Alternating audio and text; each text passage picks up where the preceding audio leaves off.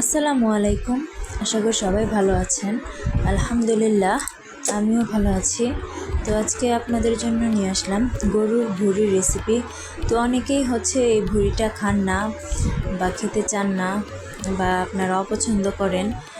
তো যারা খেতে চান না বা খান না, যারা অপছন্দ করেন, তাদেরকে বলছি একবার রেসিপিটা দেখে খাবেন, খেয়ে দেখবেন যে কীরকমটা লাগে। কারণ আমরা তো খাই, আমরা জানি এর টেস্ট কতটা। আমিও এক সময় খেতাম না, কিন্তু যখন খেলাম, খাওয়ার পর যখন দেখলাম যে না, আসলেই তো খেতে অনেক মজা, তারপর থেকে কিন্তু আমিও খাই। তো আশা করি আজকে ভিডিওটি আপনাদের ভালো লাগবে। তো এখানে গরুর ভুঁড়ি আমি নিয়ে নিছি। তো গরুর ভুঁড়িগুলো আমি খুব ভালো করে পরিষ্কার করে হলুদ দিয়ে গরম পানি দিয়ে ভালো করে জাল করে নিছি বা আধা সিদ্ধ করে নিছি। তো করার পর ছোটো ছোটো টুকরো করে কেটে নিছি এগুলোকে। তো এগুলোই আজকে ঝাল ঝাল করে ভুনা ভুনা করব। অনেকে ভাজা ভাজা খান, হ্যাঁ ভাজা ভাজাও মজা, ভুনা ভুনা ওটাও কিন্তু মজা। তো আজকে আমি আপনাদেরকে ভাজা না, ভুনাটা করে দেখাবো। তো দেখুন, আমি কিন্তু কড়াইতে রান্নাটা বসাবো। আপনারা চাইলে যে কোনো হাঁড়িতেও কিন্তু বসাতে পারেন। তো আমি এখানে নিয়ে নিয়েছি গরম মশলা, পেঁয়াজ কুচি আর তেল তো আগেই দিয়ে দিয়েছিলাম। তো এখন পেঁয়াজের সাথে আমি যে মশলাটা দিয়েছি তার একটা কারণ আছে, যে মশলাটা যদি পেঁয়াজের সাথে দেন তাহলে কিন্তু মশলার যে একটা সুন্দর একটা ফ্লেভার আসে, সেটাতে কিন্তু তরকারির স্বাদটা কিন্তু আরও বেশি করে হয়। তো দেখুন, আমি কিন্তু এখানে পেঁয়াজটা ভালো করে ভেজে নিচ্ছি লাল লাল করে। তো আমার পেঁয়াজটা কিন্তু ভাজা হয়ে গেছে।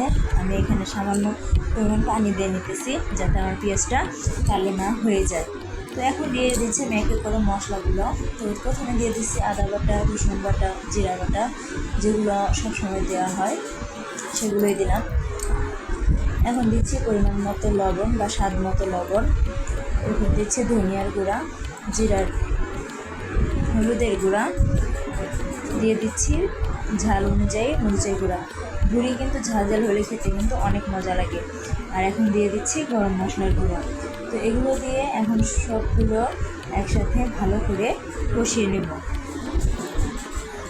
মশলাটা একদম তেল তেল করে ভালো করে কষিয়ে নেব। তো দেখুন, আমার কিন্তু মশলাটা কিন্তু প্রায় কষানো শেষ এবং খুব ভালো কিন্তু আমি কষিয়ে নিচ্ছি। আর আমার মশলা থেকে কিন্তু অনেক তেল বের হয়েছে। তো এখন আমি এই ভুঁড়িগুলো মশলাতে দিয়ে দিব। দেখুন, আমি ভুঁড়িগুলো মশলাতে ঢেলে দিলাম। এখন ভালো করে নাড়াচাড়া দিয়ে নিব, যাতে আমার ভুঁড়িটা লেগে না যায় বা মশলাটা পুড়ে না যায়। দেখুন, আমি কিন্তু খুব ভালো করে এপাশ ওপাশ উল্টিয়ে কিন্তু ভালো করে ভুঁড়িটা নাড়াচাড়া দিয়ে নিচ্ছি।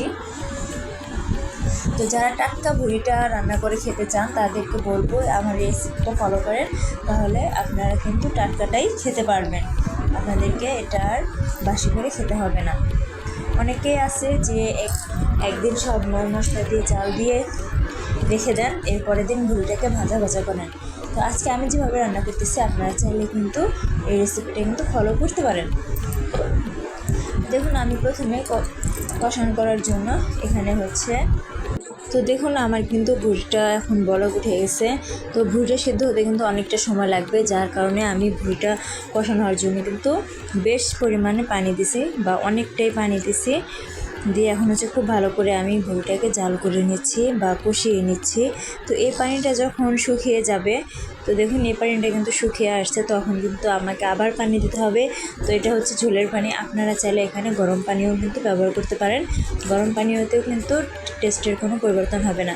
তো আমার কাছে গরম পানি ছিল না, বা আমি আগে গরম পানি করে রাখিনি, তার জন্য আমাকে আবার এই ঠান্ডা পানিটাই কিন্তু দিতে হইতেছে। তো দেখুন, আমি কিন্তু আবার অনেকটা পানি দিয়ে দিছি ভুঁড়ির ভিতরে।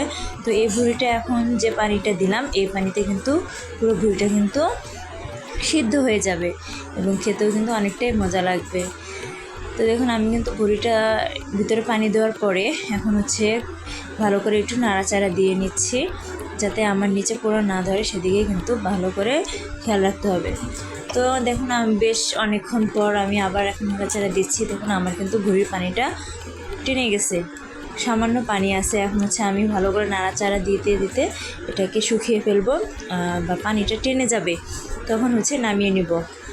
হালকা মাখো মাখো থাকবে, সে অবস্থায় কিন্তু আমি ভুড়িটা নামিয়ে নেব। তাহলে কিন্তু আমার ভুড়িটা খাওয়ার জন্য একদম রেডি।